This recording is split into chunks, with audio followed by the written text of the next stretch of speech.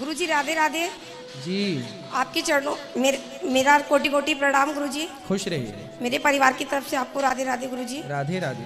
गुरुजी मेरा प्रश्न है कि गुरुजी मेरी शादी को 15 साल हो चुके हैं। गुरुजी मैंने अपनी तरफ से अपने पति से और अपने पूरे परिवार से पूरी तरह से निभाने की कोशिश की थी। गुरुजी आज भी मैं उन लोगों को दिल से प्यार करती हूँ, पर गुरुजी वो लोग मुझसे बहुत नफरत करते हैं। आए हैं?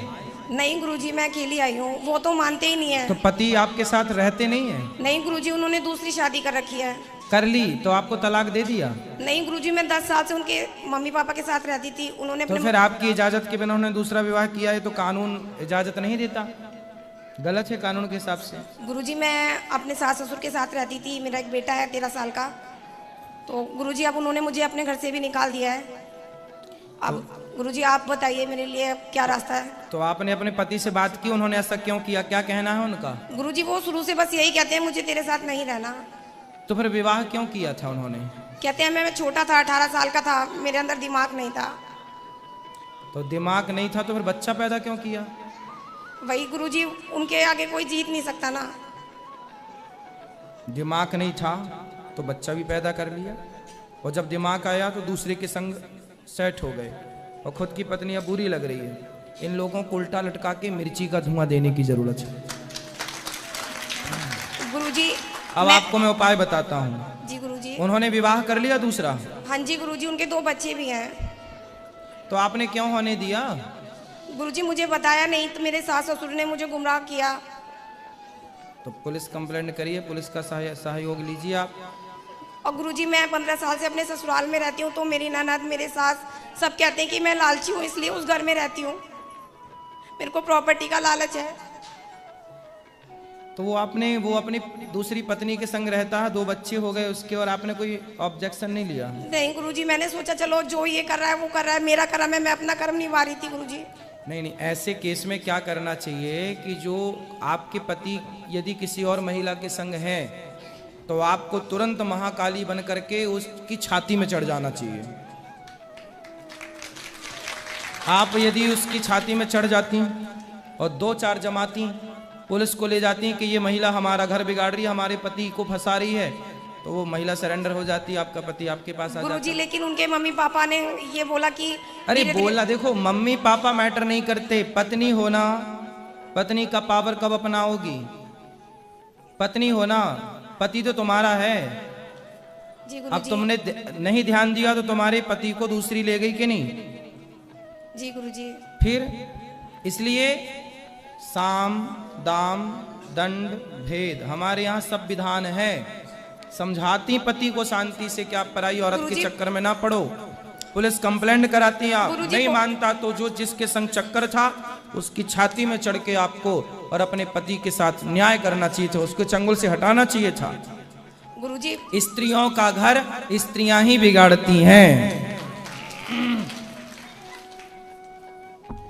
गुरुजी मतलब उनके एक भाई ने ना फांसी लगा ली थी, तो मेरे ससुर कहते थे तू कुछ करेगी तो ये मर जाएगा। अरे तो ऐसे से मर जाए तो ही अच्छा है भाई, चरित्रहीन होके रहे,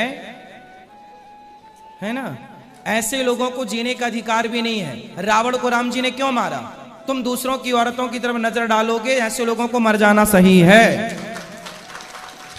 ताही बधे कछु पाप ना होई, ऐसे लोगों का मर जाना उत्तम है। ऐसे लोग मर जाए तो ही अच्छे। जो पराई औरत पर नजर रखे, जो पराई स्त्री अपनी पत्नी के होते हुए पर नारी के साथ संबंध रखे ऐसे, और जो स्त्री अपने पति के होते हुए पर पुरुष पर नजर रखे और संबंध रखे पर पुरुष से, ऐसे स्त्री पुरुष को जीने का कहाँ अधिकार है? चरित्रवान बन के जियो। चरित्रहीनों को तो रावण जैसों को राम जी ने मार ही दिया था। बाली को भी इसी चक्कर में मारा, क्योंकि बाली ने भी सुग्रीव की पत्नी का हरण ही तो किया था। राम जी का न्याय यही है, जो चरित्रहीन है उसे जीने का कोई अधिकार। फिर हमारे यहाँ न्याय अलग प्रकार का है, अब लोग समझ नहीं रहे हैं। गुरुजी अब आगे का रास्ता बताइए मुझे। आप क्या, अब तो लेट हो गए, आप उसके बच्चे हो गए। अब देखो कानूनी कार्रवाई हो सकती है। अब बच्चे ना हुए होते शुरुआत में, आप हमसे पूछती तो आपकी जय हो जाती, आपकी जीत होती, आप छाती पे चढ़ती उसकी। जी गुरुजी। अब तो उसका भी घर बिगड़ गया, और उसकी उसने पहली शादी की कि उसका भी कोई दूसरा विवाह है आपके पति? उसका भी दूसरा विवाह है गुरुजी। तो फिर आपके पति से ही उसके 2 बच्चे हुए? हाँ जी गुरुजी, पहले पति से भी एक बेटी है गुरुजी। उसकी? हाँ जी। तो वो अपने पति को क्यों छोड़ दी? उसका पति सर गुरुजी एक्सपायर हो गया था। अच्छा, इसलिए फिर सती प्रथा स्टार्ट हुई थी। सती प्रथा क्यों स्टार्ट हुई थी? इसीलिए कि खुद का चला गया तो दूसरे का बिगाड़ दिया, दूसरे को खींच लिया। लो, इसलिए सती प्रथा स्टार्ट हुई थी। हर कार्य का कारण है, ये कारण निकल के आया। इसलिए फिर बाद में फिर राजा राम मोहन राय ने बंद कर दी। अब राजा राम मोहन राय कहाँ हैं? तो ये सब परंपराएं बंद हुई। उसके बाद अब देखो ये समस्याएं खड़ी कि इनके पति चले गए इनके हाथ से। गुरुजी मतलब सब लोग कहते हैं मुझे दूसरी शादी करनी चाहिए, लेकिन मैं नहीं करना चाहती गुरुजी। ये सलाह तो हम आपको नहीं देंगे। हम तो आपको ये सलाह देंगे कि अपने पति के पास ही खुश रहो। आपके पति दूसरा विवाह कर लिए हैं और आपको यदि स्वीकार है तो आप भी रहो साथ में, दोनों लोग रहो। लेकिन गुरुजी वो मुझे रखने के लिए तैयार नहीं है। मैं तो 15 साल से रह रही हूँ गुरुजी। तो दोनों लोग तैयार नहीं हैं? उसकी पत्नी जो जिसके साथ वो हैं वो तैयार नहीं है? गुरुजी मैंने उससे तो कभी बात नहीं की, पर वो मेरे पति तो पति आपके साथ रहने को तैयार अभी भी नहीं है? वो 10 साल से मेरे साथ नहीं रहते गुरुजी। उन्होंने अपने मम्मी पापा। आपने आखिरी बार बात कब की उनसे?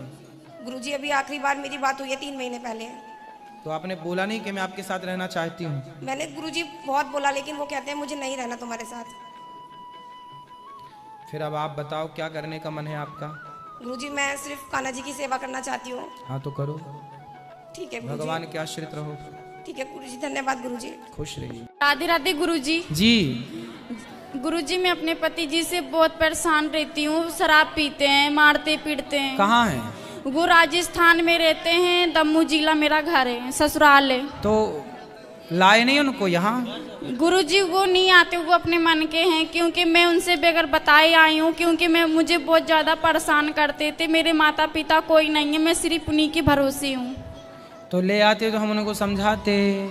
गुरुजी वो आती नहीं है। मैं उनसे अगर बोलूँगी भी और नहीं भी बोलूँगी तो भी वो नहीं आते। मैं अभी उनको कल परसों फ़ोन करके बोली थी तो बोले कि मैं नहीं आऊँगा। तो फिर आपको उन्होंने भेज दिया कि तुम चली जाओ? गुरुजी नहीं, वो मुझे मारे पीटे थे, इसकी वजह से मैं चली आई। और एक बार मैं और आई थी, कम से कम 1 साल हो गया यहाँ पे, तो फिर मैं चली गई। आप नहीं थे तो मैं चली गई थी।